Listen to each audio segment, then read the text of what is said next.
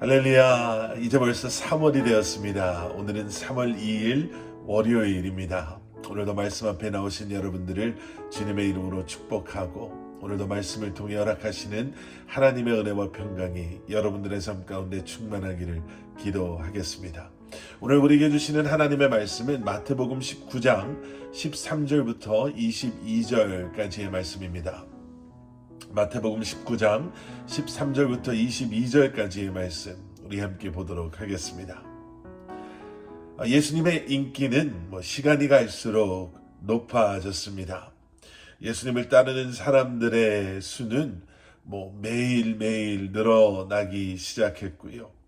예수님의 말씀을 듣고자 하는 사람들 때문에 예수님께서는 가시는 곳마다 수많은 사람들 때문에 쉬실 틈도 없으셨습니다.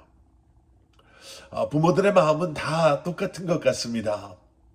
예수님을 이렇게 따랐던 수많은 사람들 가운데는 어떻게 해서든지 자기의 아이들이 예수님 앞에 나와서 예수님의 말씀을 듣고 또 예수님의 놀라운 능력과 기적을 아이들이 경험할 수 있기를 원했던 부모님들이 있었습니다. 그래서 아이들을 데리고 와서 예수님 앞에까지 데려오기 시작했습니다. 예수님의 말씀을 듣고 또 예수님의 눈에 보여서 예수님께서 우리 아이들을 위해서 축복이라도 해주시면 얼마나 좋을까 하는 그러한 생각에 아마도 그렇게 했던 것 같습니다. 그런데 여러분, 문제가 생깁니다. 제자들이 그런 부모들을 막아섰습니다. 사실 아이들은 시대가 변해도 아이들 아니겠습니까?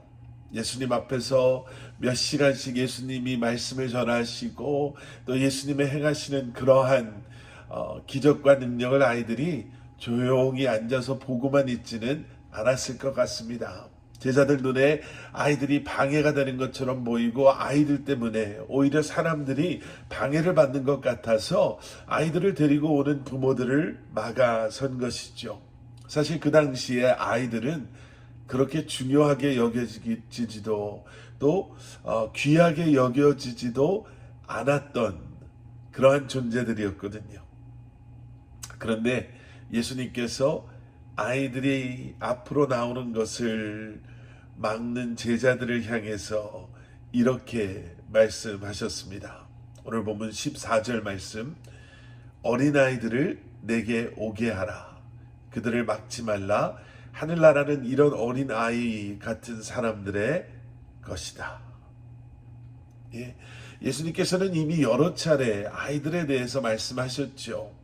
우리가 이미 묵상했던 말씀을 보시면 이 아이들 같지 않으면 너희들은 하나님의 나라에 들어갈 수 없어 라고도 말씀하셨고요. 누구든지 아이들처럼 작은 자를 귀하게 대하는 사람들은 바로 나를 귀하게 대하는 사람들이다 라고 제자들이 있는 곳에서 제자들에게 수많은 사람들에게 말씀하셨음에도 불구하고 제자들은 여전히 그러한 예수님의 말씀을 귀담아 듣지 않았던 것 같습니다. 여전히 제자들도 세상 사람들과 다르지 않게 아이들을 보고 있었던 것이죠. 말씀을 들었지만 삶에 적용하지 못하는 제자들의 모습, 말씀을 듣는 것과 그 말씀을 우리의 삶 속에 적용하는 것은 함께 가야 합니다. 제자들은 말씀을 들은 대로 행하지 않았죠.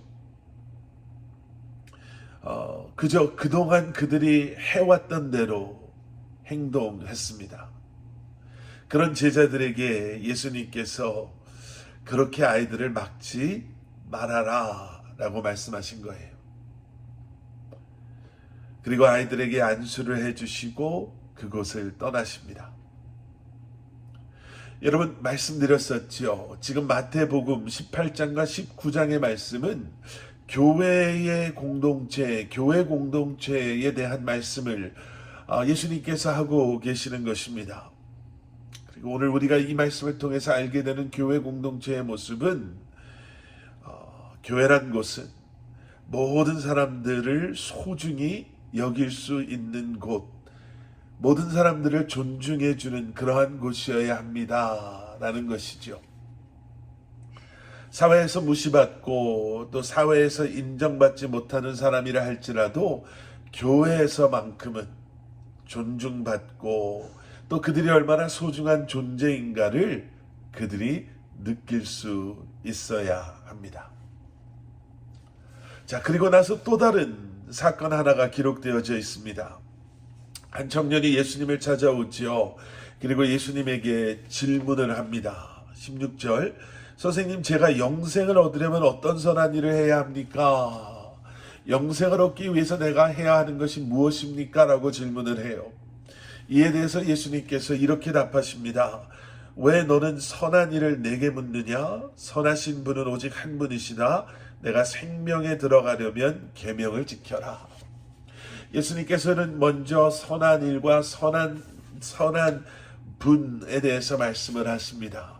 예수님의 이러한 대답 속에는 어떤 의미가 담겨져 있냐 하면 선한 일은 선한 존재가 행하는 일이다. 그리고 그 선한 존재는 하나님이시니 지금 선한 일에 대해서 묻고 있는 너는 과연 너의 그러한 질문에 답하고 있는 나를 선한 자, 즉 하나님이다 라고 고백할 수 있냐라고 묻고 계시는 것이죠. 예수님께서는 이 청년에게 선한 일이 우리를 구원하는 것이 아니라 선하신 주님을 믿음으로 바라보고 신뢰하고 나의 구주로 고백하는 것이야말로 영생의 길임을 말씀해주고 계시는 것입니다. 그리고 예수님께서 계명을 지키라라고 말씀하시지요. 이 청년은 자신 있게 대답합니다. 내가 모든 계명을 지켰습니다. 그런데 도대체 뭐가 부족합니까? 왜냐하면 이 청년은요, 모든 계명을 스스로 잘 지켰다라고 자신했거든요. 그럼에도 불구하고 이 청년에게는 영생에 대한 확신이 있지 않았습니다. 그래서 뭔가를 내가 더 해야 한다면 나에게 말씀해 주십시오. 이렇게 예수님께 대묻고 있는 거예요. 그래서 예수님께서 이렇게 말씀하십니다. 21절 말씀. 만일 내가 완전해지고자 한다면 가서 내 재산을 팔아 그 돈을 가난한 사람에게 주어라. 그러면 내가 하늘에서 보물을 얻을 것이다. 그리고 와서 나를 따라라. 지금까지의 이 청년의 예수님을 향한 질문들을 들어보면 이 청년은 영생을 위해서는 무엇이라도 내가 하겠습니다 라고 말하고 있음을 우리가 보게 됩니다. 그런데 예수님께서는 이 청년의 마음속 깊이 있는 그가 절대로 포기하지 않는 그의 삶을 흔들어 놓는 말씀을 하십니다. 예수님은 이 청년이 정말 무엇을 사랑하고 있는지를 알고 계셨습니다. 재물을 사랑했던 이 청년에게 예수님께서는 그 모든 것을 포기해라. 너 스스로를 부인하고 너의 십자가를 질 때 비로소 너는 나를 따라올 수 있다. 그리고 바로 그것이 영생이다라고 말씀해 주십니다. 그런데 이 청년은 결국 그 말씀에 순종하지 못하고 슬픔에 빠져 돌아가죠. 여러분, 우리가 우리 스스로를 부인하지 못하면 우리는 절대로 예수님을 따를 수 없습니다. 그리고 우리 스스로를 부인한다는 것은 아마도 여러 모습이 될 수 있을 것 같습니다. 그것이 물질이 될 수도 있고 나의 자랑이 될 수도 있고 나의 건강이 될 수도 있고 나의 취미가 될 수도 있고 과거의 나의 아픔이나 상처나 아직도 해결되지 않은 그러한 죄가 될 수도 있는, 하지만 예수 그리스도 앞에 그 모든 것을 우리가 내려놓을 때 여러분 비로소 우리는 예수님을 따를 수가 있는 것이죠. 세상을 더 사랑하는 마음을 내려놓지 못한다면 우리는 결코 예수님을 온전히 따를 수 없습니다. 내려놓으셔야 합니다.